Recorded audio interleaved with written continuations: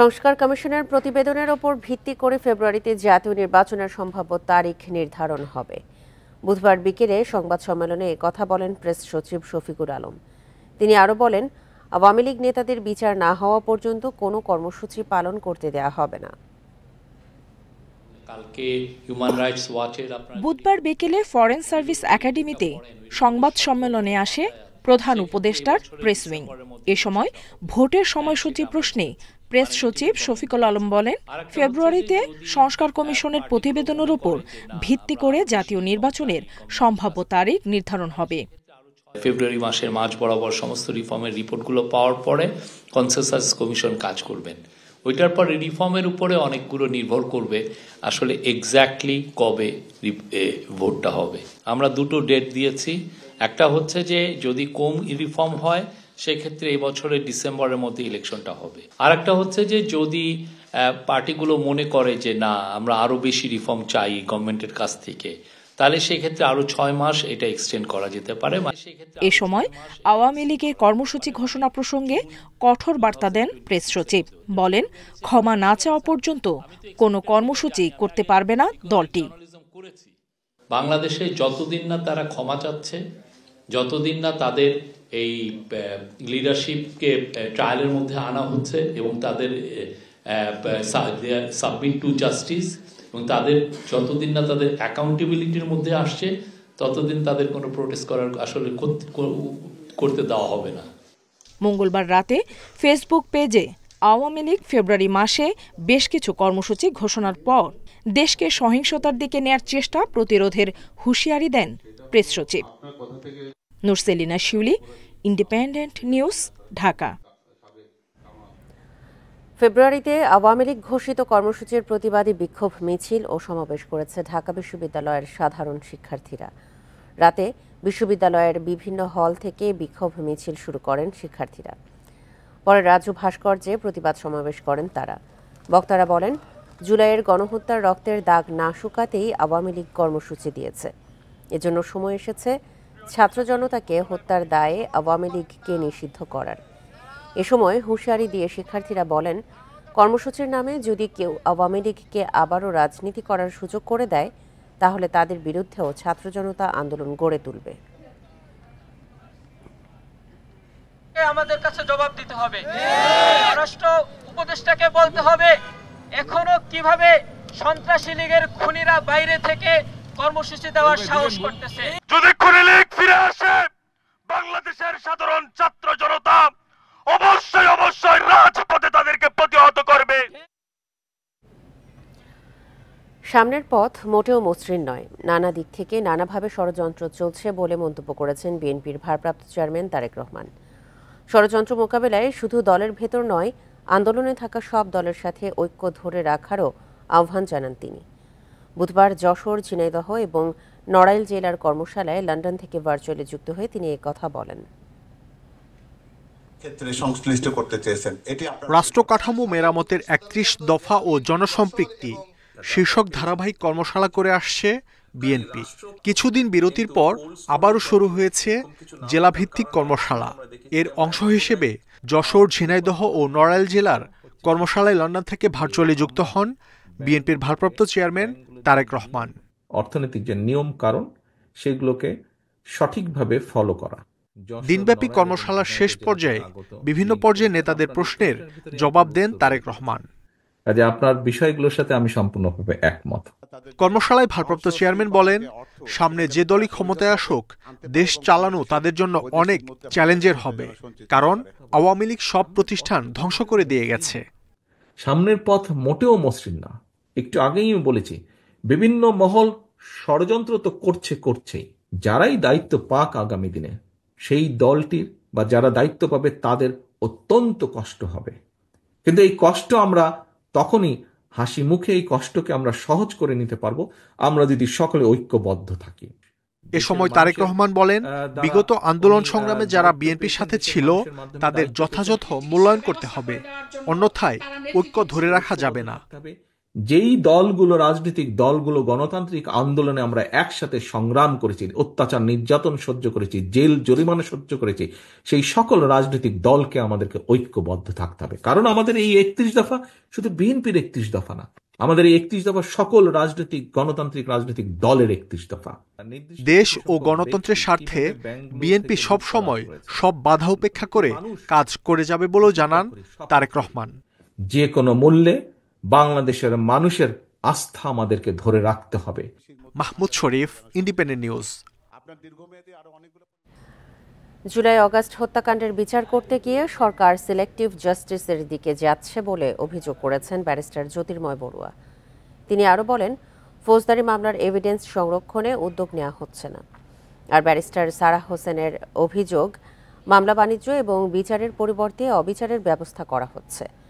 বুধবার সন্ধ্যায় সুপ্রিম কোর্টে এক আলোচনায় এসব কথা বলেন তারা। 2009 থেকে 2024 সালের আগস্ট পর্যন্ত মানবাধিকার লঙ্ঘনের ঘটনা নিয়ে ট্রুথ কমিশন গঠনের প্রস্তাবনা এসেছে। বিশেষভাবে ধন্যবাদ জানাতে চাই বেশ কিছু লয়ার যারা রাজধানীর সুপ্রিম কোর্ট বার মিলনায়তনে এক আলোচনায় এ প্রস্তাব দেয় ডায়াসপোরা অ্যালায়েন্স ফর ডেমোক্রেসি এবং Bangladesh research analysis and information network নামের দুটি সংগঠন। আলোচনায় ব্যারিস্টার জ্যোতির্ময় বড়ুয়া ট্রুথ কমিশনের প্রয়োজনীয়তা তুলে ধরেন। জুলাই আগস্ট হত্যাকাণ্ডের বিচার প্রক্রিয়া নিয়ে অসন্তোষ জানান তিনি। বিচার যদি কারো করতে হয় তাহলে তো এভিডেন্সের প্রয়োজন। আমাদের এভিডেন্সগুলো সংরক্ষণ করার কোনো রকমের উদ্যোগ এই ইন্টারিম গভর্নমেন্ট এখনো পর্যন্ত কিন্তু সে অর্থে খুব দৃশ্যমানভাবে কিন্তু নেননি। আমরা খুব সিলেক্টিভ জাস্টিসের আওয়ামী লীগ আমলে যেই প্যাটার্নের মধ্যে অভ্যস্ত হয়ে গিয়েছিলাম, এখনও কিন্তু সেই সিলেক্টিভ জাস্টিসের পর্যায়ে আছে। পুলিশ অ্যাট্রোসিটি করেছে, তার শাস্তি হওয়া প্রয়োজন, তার বিরুদ্ধে মামলা হবে, বিচার হবে, শাস্তি হবে, সবই ঠিক আছে। তাদেরকে যখন আক্রমণ করছেন সেটার জন্য তো মামলা হতে হবে, সেটা তো ক্রিমিনাল অফেন্স। সেটা কিন্তু আর আমরা কথা বলছি না।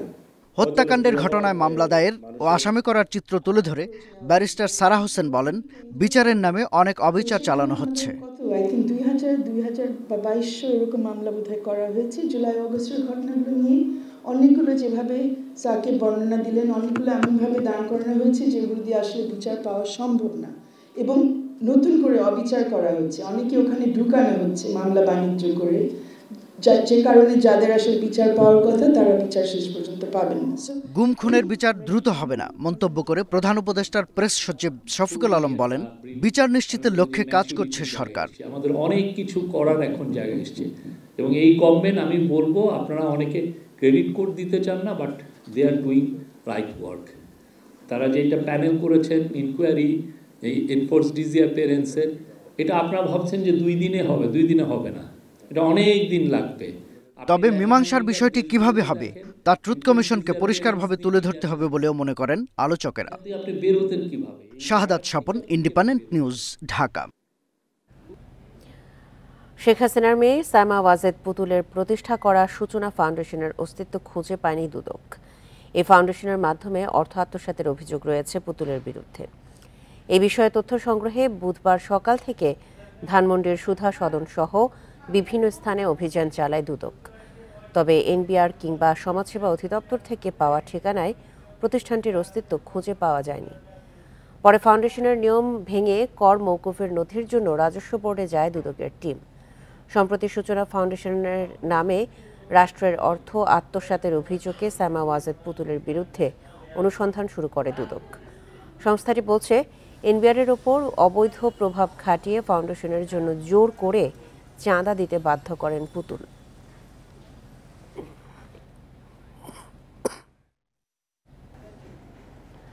কাল আমবায়নের মধ্য দিয়ে শুরু হচ্ছে বিশ্ব ইজতেমার প্রথম পর্ব। এবারের ইজতেমা হবে 3 ধাপে। এরই মধ্যে টঙ্গীর তুরাগ তীরে শেষ হয়েছে সব ধরনের প্রস্তুতি, পাশাপাশি নেওয়া হয়েছে বাড়তি নিরাপত্তা ব্যবস্থা।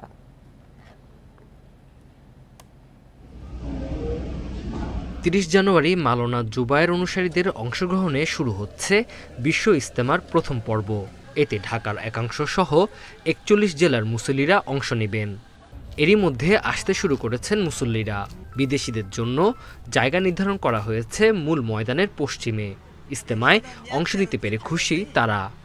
মারামারির কোনো উদ্দেশ্য না বা এই ধরনের কোনো উদ্দেশ্য নিয়ে আসেন, একমাত্র আল্লাহ তাআলার সন্তুষ্টির জন্য আসা। আমরা ইজতেমায় এসেছি, এখানকার মুসল্লিরা আমাদের ভাইয়ের মতো। এদেশের ধর্মীয় সংস্কৃতি দেখে আমরা মুগ্ধ। ইজতিমাই সবচেয়ে অনেক ফায়দা ইনশাআল্লাহ। আয়োজন নির্বিঘ্ন করতে প্রস্তুতি নেয়ার পাশাপাশি মুসল্লিদের সুবিধায় পানি, বিদ্যুৎ, পয় নিষ্কাশন সহ সব ধরনের ব্যবস্থা নেওয়া হয়েছে। ইজতেমা এটা শুধু বাংলাদেশের ইজতেমা না, এটা বিশ্ব ইজতেমা এবং বিশ্বের সমস্ত ধর্মপ্রাণ মুসল্লি ভাইরা, তাবলিগের সাথী ভাইরা এই ইজতেমা অংশগ্রহণ করার জন্য প্রতি বছরই এসে থাকেন। তো এবারও এর ব্যতিক্রম ঘটবে না। প্রায় ৯,০০০ টয়লেট, ৯,০০০ টয়লেট আমরা ইনশাল্লাহ সবগুলোই চালু আছে, সচল আছে, মানুষ ব্যবহার করতে পারবে। তারা তাদের ইতমানানের সাথে আমি আশা করি যে তারা তাদের যে প্রয়োজন যে সেটা পূরণ করতে পারবে। সেই সাথে ২৫৪টি গোসলখানা আছে। এবারের ইজতেমা ঘিরে নিরাপত্তা আগের তুলনায় বাড়ানো হয়েছে বলে জানিয়েছে পুলিশ। কোনো গণ্ডগোল যাতে না হয়, আমরা স্থানীয় লিডারকে নিয়ে এখানে বসেছিলাম, আপনাদেরকে ডেকেছিলাম, সকলে আমরা সম্মতি হয়েছে আমরা ইজতেমাটি কীভাবে সুন্দর করে দুইটি দলকে মুখোমুখি থেকে আমরা কীভাবে সরিয়ে রাখতে পারি। প্রথম ধাপে ৩১ জানুয়ারি থেকে ২ ফেব্রুয়ারি এবং ৩ থেকে ৫ ফেব্রুয়ারি অংশ নিচ্ছেন জুবায়েরপন্থীরা, আর ১৪ ফেব্রুয়ারি হবে মাওলানা সাদ অনুসারীদের ইজতেমা। Independent news. এই মুহূর্তে টঙ্গীর তুরাগ তীরে আছেন আমাদের সহকর্মীরা। শুরুতেই যাচ্ছি আমাদের সহকর্মী আদিলুর রহমানের কাছে। আদিল, প্রথমবারের মতো ৩ ধাপে বিশ্ব ইজতেমা হতে যাচ্ছে, প্রস্তুতি কেমন দেখছেন? নিরাপত্তা ব্যবস্থা নিয়েও জানাবেন।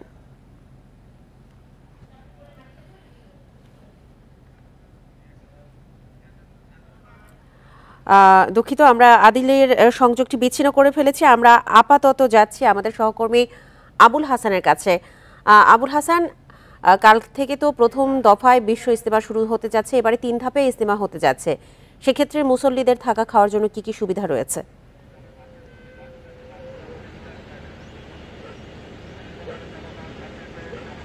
দেখুন, আগামীকাল আম্বানের মধ্য দিয়ে গাজীপুরের টঙ্গীর তুরাগ তীরে বিশ্ব ইজতেমার ৫৮তম আসর অনুষ্ঠিত হবে এবং এই লক্ষ্যে সব ধরনের প্রস্তুতি সম্পূর্ণ হয়েছে এবং এই পর্বে জুবায়ের অনুসারী যারা মুসল্লি তাদের অংশগ্রহণের কথা রয়েছে এবং এরই মধ্যে ৪১টি জেলার মুসল্লিরা কিন্তু আসতে শুরু করেছেন এবং তারা এখানে যে ময়দানটি রয়েছে আপনি নিশ্চয়ই দেখতে পাচ্ছেন যে এখানে যে ময়দান টঙ্গীর তুরাগ তীরে ১৬০ একর বিস্তৃত যে ময়দান, সেই ময়দানে তারা কিন্তু এসেছেন এবং তারা অবস্থান নিতে শুরু করেছেন এবং গতকাল থেকে মূলত তারা কিন্তু আসছেন এবং তাদের যে নির্ধারিত খিত্তা, সেই খিত্তায় তারা অবস্থান নিয়েছেন এবং তাদের উযু, গোসল সব ধরনের সুযোগ সুবিধার্থে স্থানীয় প্রশাসন, পুলিশ প্রশাসন, সিটি কর্পোরেশন এবং বিভিন্ন সরকারি বেসরকারি দপ্তর আলাদাভাবে কিন্তু উদ্যোগ নিয়েছে। আমরা খবর নিয়ে যেটি জেনেছি যে এখানে ৩১টি টয়লেট নির্মাণ করা হয়েছে, ৩ তলা বিশিষ্ট এবং সেই টয়লেট সহ তাদের পানি, উযু গোসলের জন্য যে পানি সরবরাহ সেটিও নিশ্চিত করা হয়েছে এবং এখানে সিটি কর্পোরেশনের পক্ষ থেকে মশক নিধন সহ বিভিন্ন ধুলোবালি এখানে যাতে না হয় সেই ব্যবস্থা নেওয়া হয়েছে এবং সার্বিক নিরাপত্তার ব্যবস্থা যদি বলি, পুরো ময়দানকে কিন্তু 5টি সেক্টরে ভাগ করা হয়েছে এবং এখানে সাদা পোশাকের পুলিশের পাশাপাশি পোশাকধারী পুলিশ এবং অন্যান্য গোয়েন্দা সংস্থার সদস্যরা কিন্তু কাজ করতে শুরু করেছেন এবং পুরো ময়দান ৩ শতাধিক সিসিটিভির আওতায় আনা হয়েছে। এছাড়া ওয়াচ টাওয়ার রয়েছে যেগুলোতে সার্বক্ষণিকভাবে নজরদারি বা মনিটরিং করা হচ্ছে এবং পুরো ময়দানকে বলা চলে যে নিরাপত্তার চাদরে এরই মধ্যে কিন্তু ঢেকে ফেলা হয়েছে।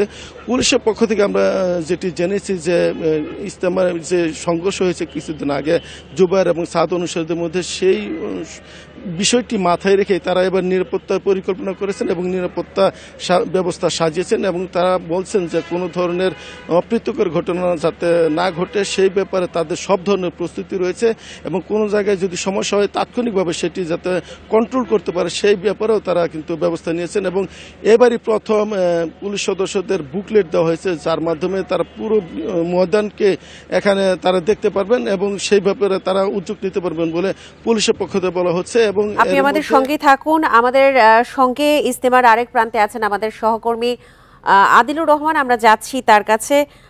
আদিল, এবার প্রথমবারের মতো 3 ধাপে বিশ্ব ইজতেমা হতে যাচ্ছে, এইবারের সার্বিক প্রস্তুতি এবং নিরাপত্তা ব্যবস্থা নিয়ে জানাবেন।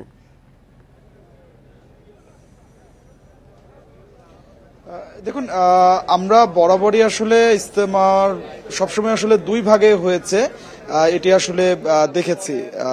প্রথমে 32 জেলা, পরবর্তীতে আসলে 32 জেলা, কিন্তু 2019 সালে প্রথম আসলে ইজতেমাটি আসলে ভাগ হয়ে যায়, বিভক্ত হয়ে যায়।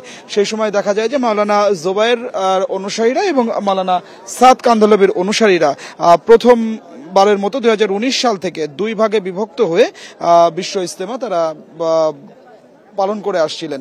কিন্তু এই বছর আসলে দেখা যাচ্ছে যে 3 ভাগে হচ্ছে, অর্থাৎ প্রথম যে ভাগটি বা প্রথম যে পর্বটি করা হয়েছে, এই প্রথম পর্বটিকেই আসলে দুটি পর্বে করা হয়েছে। মাওলানা জোবায়ের অনুসারী যারা আছেন তারা আগামীকাল অর্থাৎ 31 জানুয়ারি থেকে 2 ফেব্রুয়ারি অর্থাৎ রোববার একটি আখিরি মোনাজাতের মধ্য দিয়ে প্রথম পর্বটি শেষ হয়ে যাবে। আখিরি মোনাজাতের পরপরই আবার বয়ানের মধ্য দিয়ে দ্বিতীয় যে পর্বটি, সেই পর্বটি শুরু হবে এবং বুধবার আখিরি মোনাজাতের মধ্য দিয়ে মাওলানা জোবায়ের অনুসারী যারা আছেন বা শুরায়ে নিজামের অনুসারী যারা আছেন তাদের ইজতেমার প্রথম যে 2 পর্ব, সেই 2 পর্বটি আসলে শেষ হয়ে যাবে।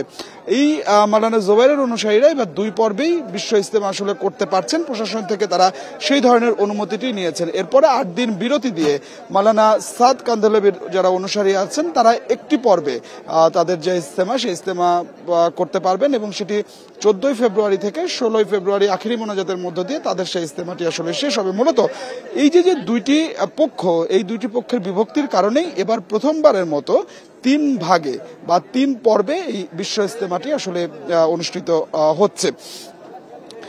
এবছর আসলে বিশ্ব ইজতেমা একটু বিশেষ ভাবে নজরদারি করা হচ্ছে আইন শৃঙ্খলা বাহিনীর পক্ষ থেকে। তার কারণ আপনি জানেন যে 17 ডিসেম্বর একটি অনাকাঙ্ক্ষিত ঘটনা ঘটেছে, যেখানে নিহতের ঘটনা আসলে ঘটেছে এবং গত 2 দিন আগে মাওলানা সাদ কান্ধলভির একজন অনুসারী মারা গেছেন। সেই তথ্যও মাওলানা সাদ কান্ধলভির অনুসারীরা দিয়েছেন।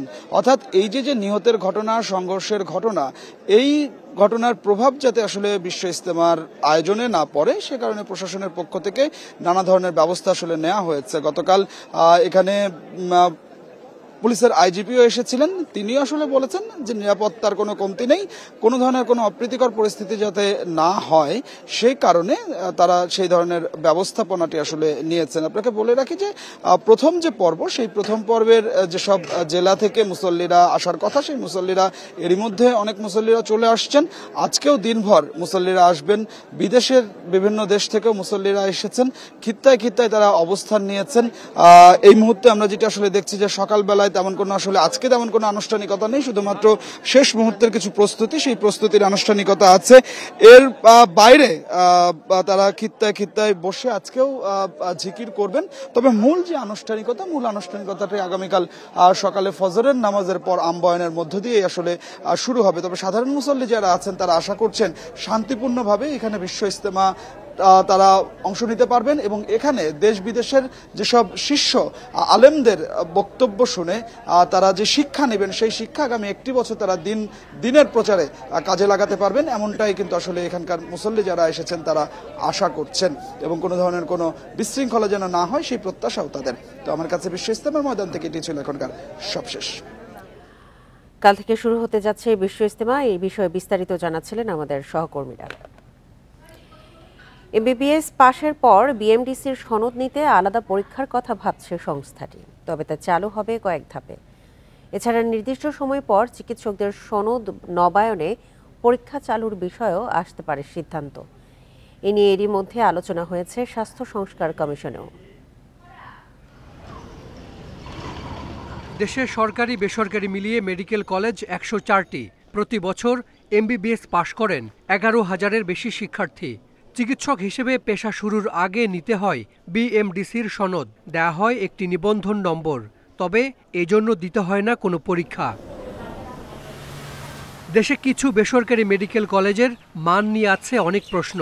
রাজনৈতিক ও নানা সুবিধায় কার্যক্রম চালিয়ে যাচ্ছে তারা, কিন্তু বছর শেষে ভালোমন্দ সব প্রতিষ্ঠানের শিক্ষার্থীরা যুক্ত হচ্ছেন এই পেশায়। এবার এর হ্রাস টানতে চায় বিএমডিসি। চালু করার বিষয়টা নিয়ে কোনো রকমের যাতে সমালোচনা অথবা ডাক্তারদের বিরোধিতার মুখে আমরা না পড়ি, সেই জন্য বিষয়টা এভাবে চিন্তা করা হচ্ছে যে আমরা একটা সিস্টেমের মাধ্যমে এটা ইন্ট্রোডিউস করব। ভর্তির ক্রাইটেরিয়ার সময় যদি আমরা এটা বলে দেই যে তোমরা যখন ক্লাস করবে, ভর্তি হবে, ডাক্তার হবে, তখন তোমাদেরকে আরেকটি লাইসেন্সিং এক্সাম দিয়ে তারপরে সনদ নিতে হবে।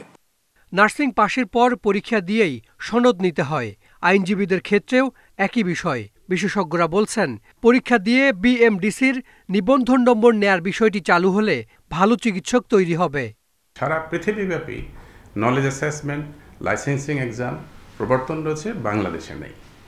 বাংলাদেশের এই জিনিসগুলো করা অত্যন্ত জরুরি। ডক্টরদের এগেনস্টে কমপ্লেন কমে আসবে, কারণ তার কম্পিটেন্সি টেস্ট হচ্ছে, তার অ্যাপটিটিউড টেস্ট হচ্ছে, তার ফিটনেস টেস্ট হচ্ছে।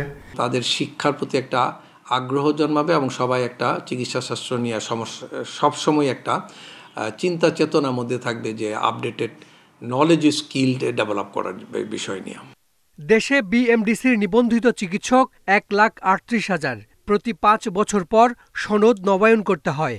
সংস্থাটি জানিয়েছে, সনদ নবায়নের আগে সক্ষমতা যাচাই পরীক্ষা নিতে চান তারা। Hasan Misbah, independent news, Dhaka.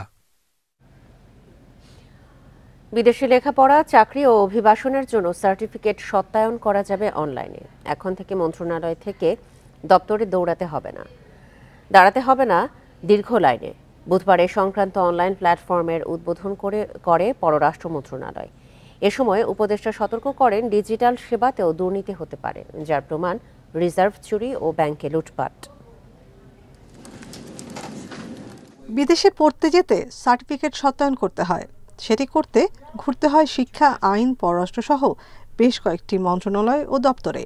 ভোগান্তি কাটাতে চালু হলো অনলাইনে সার্টিফিকেট সত্যায়ন। অ্যাপোস্টিল মাই গভ সাইটে ঢুকে ফি দিয়ে আবেদন করা যাবে। সনদের তথ্য যাচাই করবে বিশ্ববিদ্যালয় মঞ্জুরি কমিশন, সত্যায়ন করবে পররাষ্ট্র মন্ত্রণালয়। যারা বিদেশে চাকরি বা অভিবাসনে ইচ্ছুক তারাও এ সেবা নিতে পারবেন। পররাষ্ট্র মন্ত্রণালয়ের কর্মকর্তাদের দাবি, এতে দালালের দৌরত্ব কমবে, বন্ধ হবে হয়রানি। এই সেবাটা অ্যাভেলেবল হয়ে গেছে, কাজেই এখন আর আপনাদেরকে ফিজিক্যালি আসার দরকার নাই। অনেকেই পুলিশকে একটু আঙ্গুল তোলার চেষ্টা করতো পুলিশের কিছু সদস্যের প্রতি।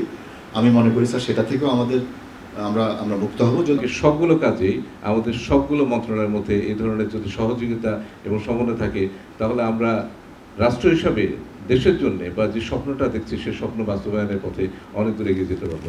পররাষ্ট্র উপদেষ্টা বলেন, ডিজিটাল পদ্ধতিতেও অনিয়ম, দুর্নীতি হতে পারে। এক ব্যক্তির একাধিক এমআরপি পাসপোর্টই তার প্রমাণ। আমাদের ব্যাংকগুলো থেকে যে টাকা চুরি হয়েছে, এটা কিন্তু ঘটনাক্রমে হয়নি। এটা সর্বোচ্চ পর্যায় থেকে এটাকে এনকারেজ করা হয়েছিল বলে কিন্তু করেছে।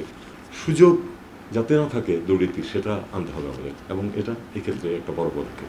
গত বছর অ্যাপোস্টিল কনভেনশনে যুক্ত হয় বাংলাদেশ। এর ফলে 127টি দেশে বাংলাদেশিদের সার্টিফিকেট সত্যায়ন প্রয়োজন হবে না। এতে বছরে 5 থেকে 600 কোটি টাকা সাশ্রয় হবে। নাফিজাতুল্লাহ, ইন্ডিপেন্ডেন্ট নিউজ, ঢাকা। শুল্ক কমানোর প্রভাব পড়েছে চিনির বাজারে। এক মাসে দাম কমেছে 3.5% পর্যন্ত। পাশাপাশি রমজান সামনে রেখে প্যাকেটজাত চিনি বিক্রি করছে সরকারি মিলগুলো। টিসিবিও কম দামে চিনি বিক্রি করছে। তবে রোজায় কেউ যাতে কারসাজি করতে না পারে সেজন্য সতর্ক থাকার তাগিদ দিয়েছেন ভোক্তারা। প্রতি বছর রোজার আগে চিনির দাম বাড়লেও এবার তেমন হয়নি। বাজারে চিনির সংকটও নেই। গত অক্টোবরে চিনির আমদানি শুল্ক কমিয়ে 30 থেকে 15% করা হয়েছে। এরপর থেকে খোলা সাদা চিনি বিক্রি হচ্ছে 120 টাকা কেজিতে, আর প্যাকেট চিনি 125 টাকা। সরকারি লাল চিনির প্যাকেট 140 টাকা কেজি। সব মিলিয়ে চিনির দাম গত বছরের চেয়ে 14% কম। গভর্নমেন্টের চিনিটা বিক্রি 140 টাকা কেজি, আর সাদাটা বিক্রি হচ্ছে এখানে খুচরা 120 টাকা, 18 টাকা, 120 টাকা, 18-20 টাকা এরকম বিক্রি হচ্ছে। দীর্ঘদিন পর 140 টাকা কেজি দরে প্যাকেট চিনি বিক্রি করছে সুগার মিল কর্পোরেশন। প্রতিষ্ঠানটির দাবি, সরকারি মিলে চিনির উৎপাদন হয়েছে প্রায় 32,000 টন। রোজার আগেই রাজধানীতে খোলা ট্রাকে চিনি বিক্রির পরিকল্পনাও রয়েছে। আমাদের নিচে যে বিক্রি হয় 5 দিনে, আর এর ভিতরে দেখা যাক, আমরা চেষ্টা করতেছি যে ট্রাকে করে নিয়ে যেও আমরা হয়তো বিভিন্ন স্পটে, যেমন সচিবালয়, অফিসার্স ক্লাব, এইরকম পজিশনে হয়তো আমরা সাময়িকভাবে বিক্রির চেষ্টা করব। রমজানকে টার্গেট করি। তবে ভোক্তাদের শঙ্কা রমজান সামনে রেখে সুযোগ নিতে পারে অসাধু ব্যবসায়ীরা। এজন্য এখনই বাজারে কঠোর নজরদারি দরকার। সরকারের যে রমজানে সব জিনিসের উপরে একটু নজরদারি বেশি রাখা উচিত।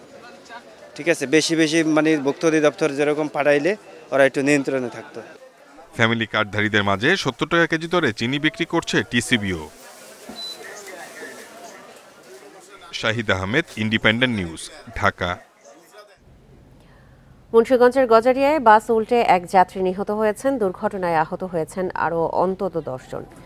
রাতে ঢাকা চট্টগ্রাম মহাসড়কের পাখির মোড় এলাকায় এই দুর্ঘটনা ঘটে। ফায়ার সার্ভিস জানায়, চট্টগ্রাম থেকে ঢাকার উদ্দেশ্যে ছাড়া বাসটি রাত 8:45টার দিকে পাখির মোড়ে নিয়ন্ত্রণ হারিয়ে ডিভাইডারের সঙ্গে ধাক্কা খায়। বাসটি উল্টে ঘটনাস্থলেই নিহত হন এক যাত্রী। পরে আহতদের উদ্ধার করে পাঠানো হয় হাসপাতালে। তাদের মধ্যে 5 জনের অবস্থা গুরুতর হওয়ায় ঢাকা মেডিকেলে পাঠানো হয়েছে। দুর্ঘটনার পরপরই পালিয়েছেন বাসের চালক ও হেলপার।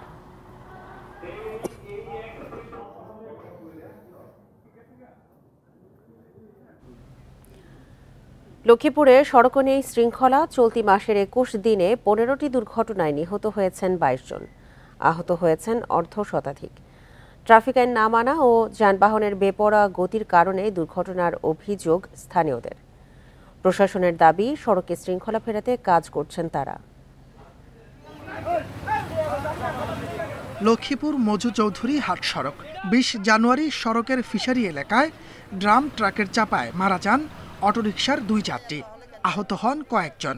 এর আগে 13 জানুয়ারি একই সড়কের করিতলা এলাকায় ট্রাক চাপায় নিহত হন এক দোকানি।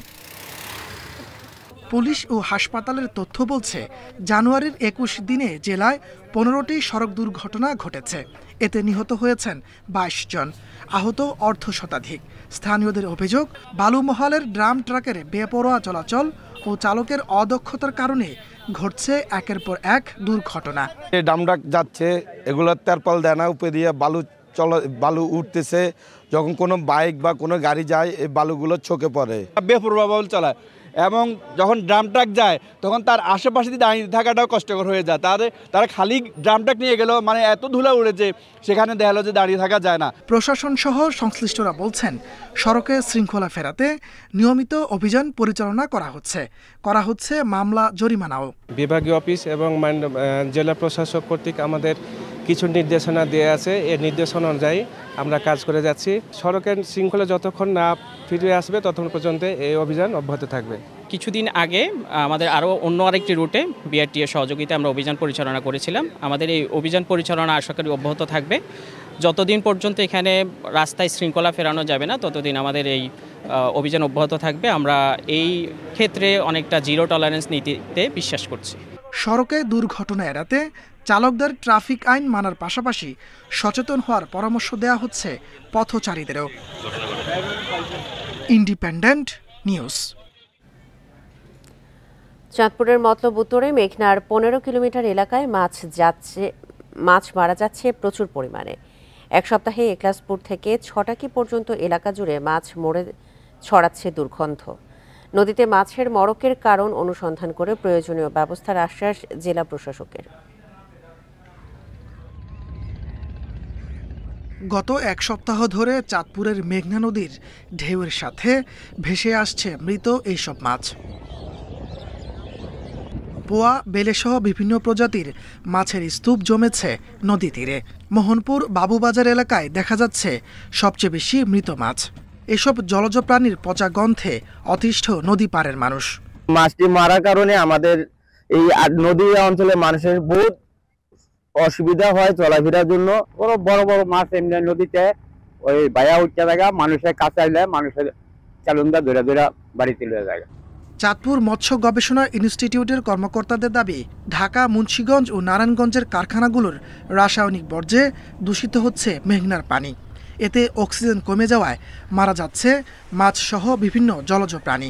অক্সিজেনের পরিমাণ 5 ppm থাকার কথা, কিন্তু ওখানে 2-3, কোথাও ক্ষেত্রে 0 লেভেলও থেকে যায়। কারণ এত পরিমাণ বিষক্রিয়া থাকে বা ইফ্লুয়েন্টের পরিমাণটা বেশি থাকাতে কিছু অংশ মাছ ব্যাপক আকারে মারা যায়। মাছ মারা যাওয়ার কারণ অনুসন্ধানে মৎস্য বিভাগ সহ একাধিক টিম কাজ করছে জানিয়ে জেলা প্রশাসক বলছেন, নদী দূষণ রোধে প্রয়োজনীয় ব্যবস্থা নিচ্ছেন তারা। গবেষণাগারে যে আমরা পানির মানটা পরীক্ষা করতে পাঠিয়েছি এবং আমাদের যে বিশেষজ্ঞ দল আছে তাদের যে রিপোর্ট আসবে তার প্রেক্ষিতে হয়তো আমরা একটা কার্যকর কারণটা আমরা খুঁজে বের করতে পারবো। স্থানীয়রা বলছেন, গত ৩ বছর ধরে জানুয়ারির শেষ থেকে মার্চ পর্যন্ত মেঘনায় মৃত মাছ ভাসতে দেখছেন তারা। Independent news. বাঁধ নির্মাণের পরেও ভাঙন থেকে রেহাই মিলছে না বরগুনাবাসীর। জেলার খরস্রোতা ৪ নদীর পাড়ে অন্তত ২৫টি স্থানে দেখা দিয়েছে ভাঙন। বিষখালী নদীর ভাঙনে ঝুঁকিতে পড়েছে বামনা বরগুনা সড়ক। পানি উন্নয়ন বোর্ড বলছে, বরাদ্দ সংকটে টেকসই বেড়ি বাঁধ নির্মাণ করা যাচ্ছে না। ভাঙন রোধে কার্যকর পদক্ষেপ নিতে মন্ত্রণালয়ে প্রস্তাব পাঠানো হয়েছে। বরগুনার মাঝ দিয়ে বয়ে যাচ্ছে পায়রা ও বিষখালী নদী। জেলার পূর্ব পাশে বইছে আন্ধারমানিক আর পশ্চিম পাশে বলেশ্বর নদী। এসব নদীর তীব্র স্রোতে প্রতিনিয়ত ভাঙনের কবলে বিভিন্ন এলাকা। জেলা সদরের সাথে বেতাগী উপজেলার সংযোগ সড়কটি গত ৬ বছরে ভেঙেছে বেশ কয়েকবার। স্থানীয়দের অভিযোগ, পানি উন্নয়ন বোর্ড বালির বস্তা ফেলে প্রতি বছর ভাঙন রোধের চেষ্টা করে। এতে ভাঙন বন্ধ না হয় রাষ্ট্রের কোটি কোটি টাকার অপচয় হচ্ছে। প্রতি বছর শুনি ২.৫ কোটি ৩ কোটি টাকার বাজেট হয়, তারপরও ভাঙে। ৫ বছর না ফালাই একবারে যদি ফালাইতো তাহলে জনগণেরও স্বার্থে হইতো এবং দেশেরও উন্নত হইতো। জেলার ৪ নদীপাড়ের অন্তত ২৫টি স্থানে বর্তমানে ভাঙন শুরু হয়েছে। নদীগর্ভে সর্বস্ব হারিয়ে প্রতিদিন ভূমিহীন হচ্ছেন শত শত পরিবার। বিলীন হচ্ছে হাজার হাজার একর ফসলি জমি। ১১৪ কাঠা জমি আমার ছিল, এই জমিটা সব নদীতে চলে গেছে। নদী ভাঙ্গলে বন্যায় আমার ক্ষয়রাতি বানাই দিয়েছে। প্রত্যেকটা একটু পানি হইলে আমাকে চুপনি খেতে হয়। এই নদীতেই ভাঙ্গল কোনো কাদায় ফেরতে আসে না, যদি এখানে বেড়িবাঁধ না দেওয়া হয় বা ব্লক কিছু না দেওয়া হয়। টেকসই বেড়িবাঁধ নির্মাণে বরাদ্দ সংকটের কথা বলছেন জেলা প্রশাসক। অন্যদিকে পানি উন্নয়ন বোর্ডের কর্মকর্তারা বলছেন, ভাঙন ঠেকাতে প্রধান কার্যালয়ে প্রস্তাব পাঠানো হয়েছে। ভাঙন রোধে পানি উন্নয়ন বোর্ড কাজও করছে, কিন্তু বাজেটের অপ্রতুলতার কারণে আসলে যে পরিমাণ ভাঙন হচ্ছে সেই পরিমাণ ভাঙনটাকে আমরা ভাঙন প্রতিরোধে সেভাবে কাজ করতে পারছি না। তা আমরা ভাঙন কবলিত এলাকাসমূহ কিছু কাজ করতেছি এবং আরও নতুন করে কিছু কাজ নেয়ার জন্য প্রকল্প সাবমিট করেছি। এই প্রকল্পগুলো অনুমোদিত হলে আমরা কাজগুলো বাস্তবায়ন করতে পারবো। বঙ্গোপসাগর সংলগ্ন এই জেলায় বন্যা নিয়ন্ত্রণ বেড়িবাঁধ রয়েছে 850 কিলোমিটার। প্রতি বছর ঘূর্ণিঝড়ের সময় ঝুঁকিতে থাকে ভাঙন কবলিত অঞ্চলের লাখো মানুষ। Independent news.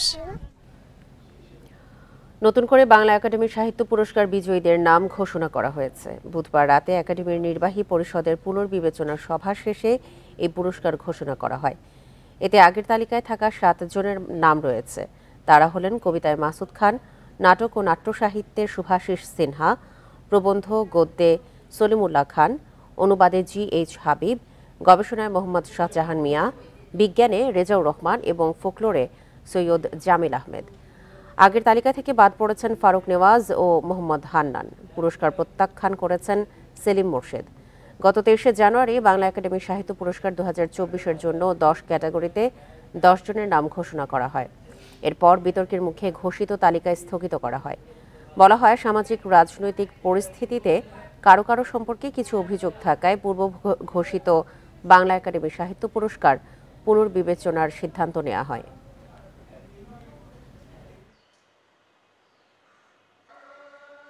আর এ ছিল এখনকার মতো ইন্ডিপেন্ডেন্ট সংবাদে। ইন্ডিপেন্ডেন্ট টেলিভিশনের সব খবর আরও বিস্তারিত জানতে চোখ রাখুন ফেসবুক, ইউটিউব এবং এক্সে। ধন্যবাদ সবাইকে। আমন্ত্রণ পরের আয়োজনে।